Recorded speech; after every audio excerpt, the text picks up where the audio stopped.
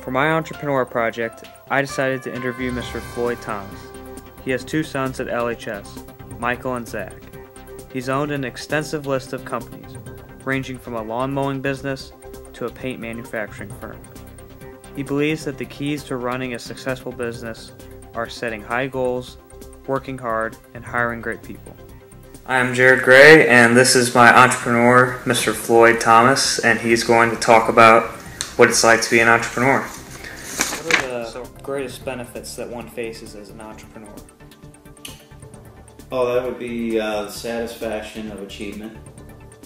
I know most people would probably think, oh, it's got to be because you make a lot of money or you get to come and go as you please. Not really. I mean, yeah, of course, earning a nice living is great. Being the boss is great. Mr. Thomas focuses on being the best entrepreneur that he can be. The other way too, but really, next month when I walk into my Walmart and I see my product sitting on the shelf, that defines it right there. What are the biggest risks that you might face as an entrepreneur? Uncertainty, business uncertainty, continued governmental regulation, increased government regulations, continuous tax increases. It's not just the proposed increased tax on the wealthy. They get you in lots of other places that most people don't realize. From manufacturing taxes, property taxes.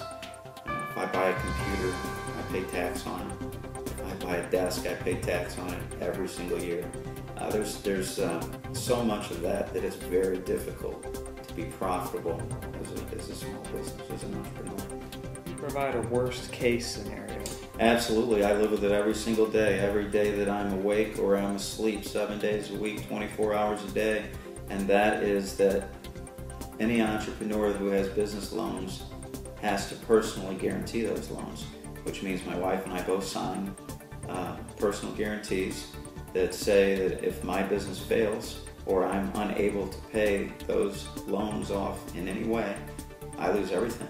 I lose my house, my cars, my savings. If it's an asset, it's gone.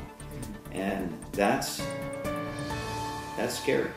You know, that motivates you to do your very best, because failure is not an option. The newest company that you have owned is called Gianni Incorporated, a granite paint manufacturing firm. Can you tell me what business opportunity you identified and how this company capitalizes on it? Sure. I actually believe that there's a formula for success, and someday I might write a book. And of course, we need a lot more than 8 to 10 minutes to talk about that formula. But a couple of key points is that you have to identify a large target. And the very first consumer product we came out with actually is what's called liquid stainless steel. So in following this formula, we identified a large target, and of course the large target would be fabricated stainless steel, such as appliances. So we developed liquid stainless steel, which is a stainless steel paint that you can brush on your current appliances to look like stainless steel. It's successful. We make it today, we sell it today. It's a successful product. Of course, it doesn't have the broad appeal like the granite countertop paint does. But once again, you follow the same pattern, the same model, and you say, pick a large target. And your large target is what?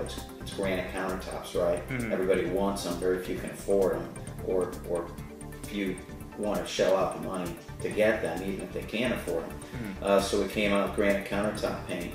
And so you come out with something that people need, that's affordable, an alternative that's affordable, and for $69 to be able to have some granite countertops. And what's amazing about the product is that it really looks just like granite. That's kind of the basic keys to success there. How did you start this business?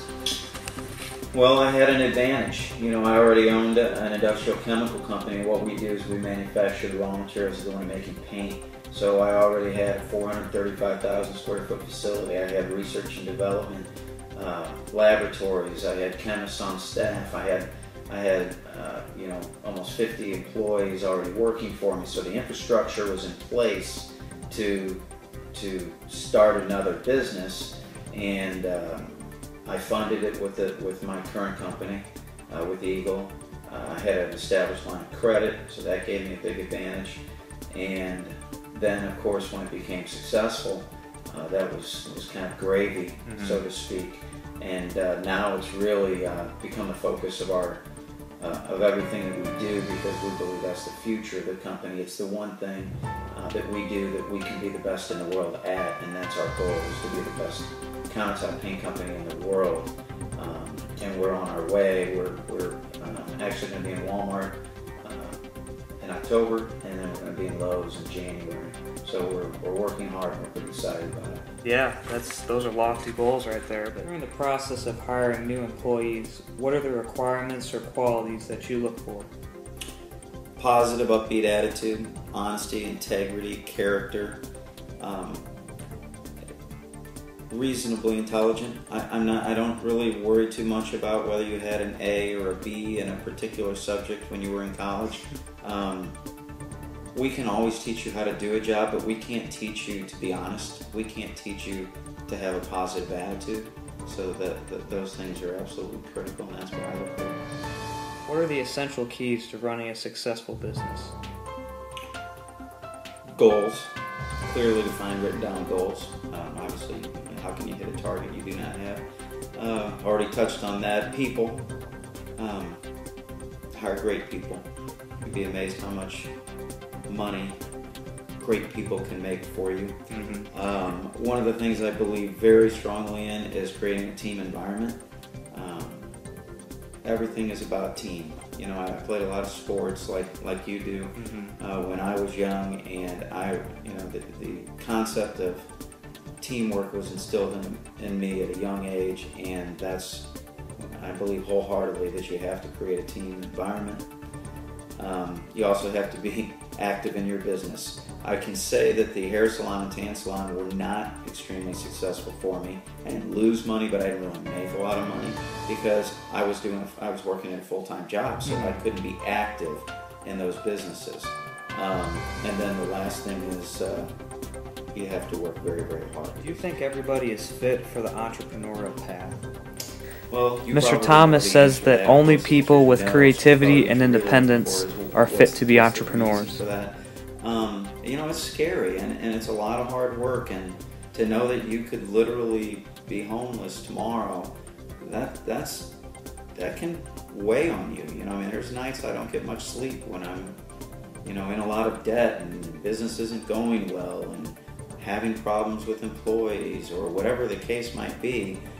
You start thinking to yourself, man, I got it all on the line, and if I have a family to feed, I got kids that I want to put through college, you know, and it can be a daunting task at times, there's no doubt about it.